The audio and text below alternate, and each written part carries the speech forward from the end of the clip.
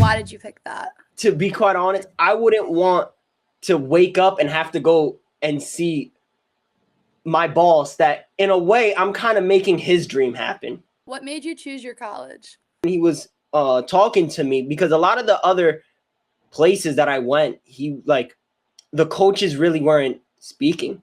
And how did your high school coach impact your sports career? I remember going into my senior year, I was batting 160.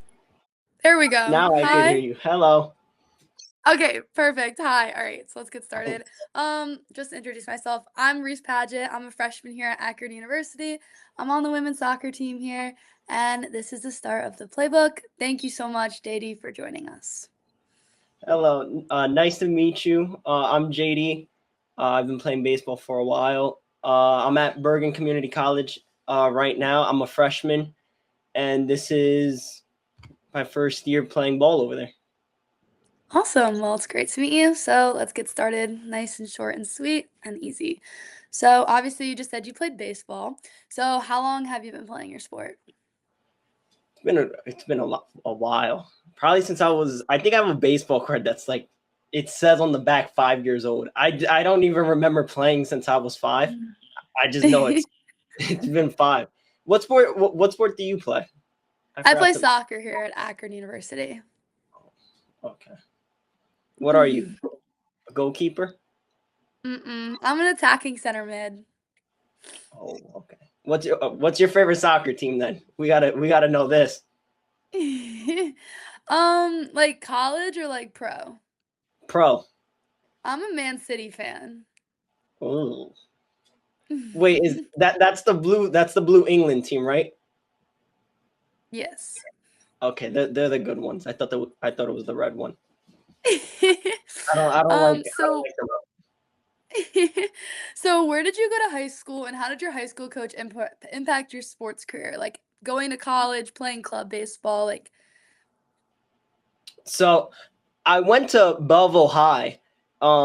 It's a small area in New Jersey. Not many people know actually about it. And my coach that was there, he helped me a lot. I mean, there was a lot of things that there was one season, my junior year, I struggled, and he was there for me. I mean, he would always tell me, when you're struggling, there's always 2 options you could do. You could just give up there, and that's it for you. It's over. You don't continue. You just give up there, or you keep going. And the more you keep going, eventually you break out of a slump. The only way you don't break out is if you decide, you know what, I'm just done here. I'm not doing anything. So I think that really helped me. And then another thing too is I remember going into my senior year, we had like an end of the year party junior year. And I remember my coach said in front of everyone, he said, so at the time I was batting, maybe it was a bad year to start. I was probably batting 160. It was bad. I think in the last like 6-7 game stretch, I ended up batting about 280, 290. So going from 160 to 280 within 6 games, I thought I don't even know how I did that. I'll be really honest. So he had told everyone there, he said, I believe next year he's going to have a very big year. And he was absolutely right. It was a completely different year, hitting, fielding, pitching, everything. Wow, that's awesome. That's great to hear. So you are a collegiate athlete, just like myself. And what made you choose your college? Well, I visited about 14 schools, and from D3, D2. And the one thing that stood out to me was I really liked the campus. The campus was nice. The coach was really cool. I really liked the coach. I thought he was very cool, very relaxed. And, he showed me around, and he was talking to me, because a lot of the other places that I went, the coaches really weren't speaking a lot. So I really liked that. It was kind of like a connection I felt with the coach. And I really like how small the building was. And I also felt, for me, the community college route, I still wanted a little bit more time to develop before I say, all right, you know what, I'm going to go to the university. So that's really why I chose Bergen. That's in New Jersey, correct? Yeah, that's in New Jersey. I'm actually from the Jersey Shore. So, I mean, Oh. I did play soccer at Seton Hall University. I was there for one season, and then I just transferred to the University of Akron, which is in Ohio. So, I'm from Seaside Heights, New Jersey. So, Which Seton Hall did you go to? Because there's 3 locations. the main campus in South Orange. Okay, that's 20 minutes because there's one near Newark. That's Yes. I guess their law school. So Yeah, that's that's the their one law program. I see them all the time. So yeah, I know where Seton Hall is. What was the biggest challenge, or what is the biggest challenge balancing your athletics, your school, playing at like the collegiate level? Yeah, the hardest thing I gotta say is this: when it's the off season, it's easy. Like you don't gotta worry about much. Your coach, like he's on you, but he's really not. At least for baseball, when the season starts, is a different story because you don't even realize that like while you're playing games that you still have schoolwork because you get like so locked in with games, practices that all of a sudden you just forget about actually having schoolwork. So there'll be days where I'll be like, all right, I'll do it tomorrow. And then it's like the day of, and I'm saying to myself, uh-oh, now I'm late. So that's the hardest challenge. But I think as long as you manage your time right and you tell yourself like, all right, I'm going to do it at 6 p.m. today. You have to do it at 6 p.m. today or else you're just cooked. This might be a tricky one to understand, but what is one thing that people misunderstand about all college athletes? Because, like, for me, honestly, like playing at the level that I'm at right now, I feel like no one really understands like what we're going through until someone is put into our shoes. So, what is definitely something that is misunderstood about every college athlete? Well, one of the things is how tight our schedule gets. Like it looks like, oh well, he maybe only has 2 hours of practice, but they're not taking into account that the practice when you're by yourself, the schoolwork. I think many people overlook that, and there's people that will say like, oh, why don't you ever have time? It's like I don't have time because if you look at my schedule, it's like we have hitting from let's say 1 to 2, fielding from 2 to 3. And then afterwards, it's like, all right, do I want to practice more? Or do I have to do schoolwork? Certain days I have to do schoolwork. And depending what work you have, like for me, I know finance. I suck with finance. That takes me 2 hours to finish. And for me, it's like that's what's hard, I think, being just a college athlete. It's more the education, really not the sport. So I think people don't understand about being a college athlete is just the workload is really the hardest part about it. And then having the free time to do what you want because you want to also pursue your education while you're there. 100%. What's your major? What are you studying? I'm business administration. Why did you pick that? I love business. I think for me, business is just one of those things that I want to be able to I want to be able to be my own boss. That's number 1. 2, I don't want to be quite honest. I wouldn't want to wake up and have to go and see my boss that in a way I'm kind of making his dream happen. Because just like how everyone else has a dream, his dream was to have a business be successful. So in a way, I'm kind of making his dream happen, but I'm not making my own dream happen. So that's why I'm not really, I'm okay. Like, I don't have anything against 9 to 5s or anything like that. Just for me, I like feeling like, all right, well, my dream happened. Like I could wake up, I could do what I want. When I'm 40 years old, I'm happy. I'm good. So, for your sport, since you play baseball, what is your favorite clothing brand that you wear every single day to be able to participate at your sport at the max level? Oof. Well, if we're going to go glove, we got to go Rawlings. Rawlings is just number 1. If we're saying Rawlings, their gloves are the best. Like, if you ever see how Rawlings and Wilson is, it's kind of like Wilson just suck. Like, there's no padding. It just sucks. Rawlings, at least with Rawlings, you know, to a certain extent, like, yeah, my hand's protected. Once the glove is done, though, the glove is done. Rawlings just, it goes from like a 10 to like a 1. I don't know how it happened, but it happens. So Rawlings is definitely one of them. If I had to say like an undershirt for my jersey, I'm going Under Armour. They are the compression and everything is the best. I would probably say Under Armour, probably everything else too, because I think Under Armour does the best when it comes to pants, shirts, everything. So I take Under Armour. What is your favorite pre-match or pre-game snack that you would have before every single game? I'm simple. I'm gonna have to go with a banana Why? because it's just like when I'm in a rush, which is almost every single game. I need something that's fast and that's quick, and I know that's gonna fill me up for a while. So I grab a banana and I say, all right, I'm ready. Like I could eat a banana maybe 15 minutes before a game, I'll be good. If I eat a donut 15 minutes before a game, I want more. Like I want more donuts.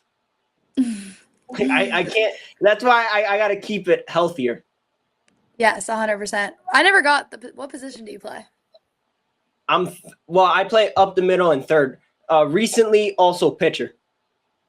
That's good to hear. So talk about an injury that you had either at the collegiate level, at the high school level, the youth level, and how did you overcome it? So I had a couple, but one of them that I will say that I will talk about is the ankle. I think the ankle was probably the worst out of all of them because I had also broken my thumb. But the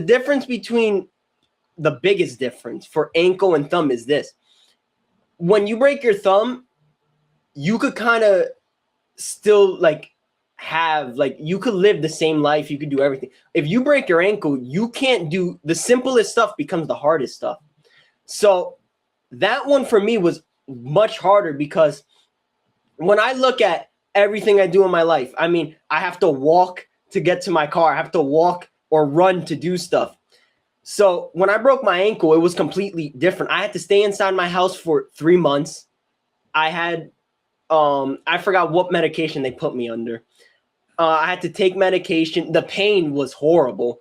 And the cast itself is huge. So you have to walk around within that cast. And overall, I think the ankle, when it comes to just everyday life, is the worst. How did I overcome it though? I had to really distract myself with really learning. Like during that time, I was watching more baseball games. So I'll watch the Athletics play. I'll watch the Yankees.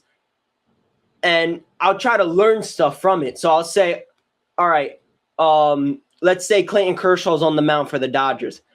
I'll start trying to predict what pitch he's going to throw in certain counts. See, all right, is he throwing a curveball on 0-2 or is he going back to his fastball? And why did he go to that pitch?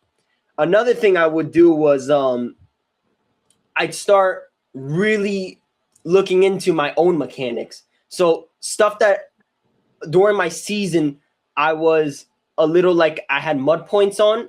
I would actually research those mud points and start to learn, okay, this is what I didn't understand. Now I get it now. So when I came back, it was different. And I almost hit a home run when I came back because I studied for the whole 3 months. I studied my own swing for that long. Wow, that's awesome to hear. So last few questions we have for you. So would you want to continue your sport professionally? And how would you like to do that? I would like to play professionally. I would generally after I'm done at Bergen, I would like to go to at least a D1 or D2 school. Whichever school, I just want to afterwards go to a school that I almost know they have a name within the draft. So it's I know, okay, if I put up good numbers and I do what I'm supposed to do, I'll be perfectly fine. As long as I do what I need to do. But that would generally be my goal to getting there. Or I've also looked into, I could also take an independent route where I go play for a team that pays and stuff. And I'll perform there, play there, and they already have. The only difference is I think they could just sign you out of before the draft, and I'll do that. How is marketing yourself super important for your future career, either at the MLB or at any professional level or even the collegiate level? Well, marketing within college, I think marketing in general is very easy because we have a lot of platforms. We have Instagram, we have Twitter. There's a lot of platforms we have. I think the hardest thing with marketing is knowing what hits, what really like what you could post that okay, this is gonna go viral if I just say this, if I do that. And I think within my Instagram page, I think been able to manage. Okay, this is gonna go viral. This isn't gonna go viral, and that's one of the ways I know of marketing. There's of course other ways with brand deals, being in front of other audience. That's one. But if we're specifically saying for social media in a whole, I would say Instagram's a very big one that I think every athlete, even if they're not in college, should be on because Instagram is literally the future. I think everyone now from ages maybe 9 and up are on Instagram. That's how young I think it is. People are just getting on there. So if you could market your way onto Instagram from a young age and then grow yourself up from there, I think really the sky's the limit. Everyone knows you and the route's a lot easier for you. Yeah. And the last question we have for you here on the playbook is, what is your why? Why do you wake up every morning? Like, being a college athlete isn't easy. Like, why do you do it every single morning? Well, I do it because I love the sport of baseball. I think baseball, in my opinion, I think it's one of the best sports to play. Can it be boring? It could. I'm not gonna lie and say it's not, but it could be a boring sport. But when you kind of understand the ins and outs, and you don't watch the sport just to watch the sport, and especially baseball, and you sit back and you ask yourself, okay, what can I learn from here? Baseball is a thinking game. It's not like soccer, basketball, where there's always action. Baseball is one of those sports that I think action, I think they did like a stat on this. There's only like out of a 2 hour and 30-minute game, only 15 minutes of it is actually action going on between hitting, fielding, and all that. So when it comes to why, I look at it as I love this sport. Like, this is a sport that I want to be in. This is a sport that I like. I love. I'll literally die for the sport because of how much I love it.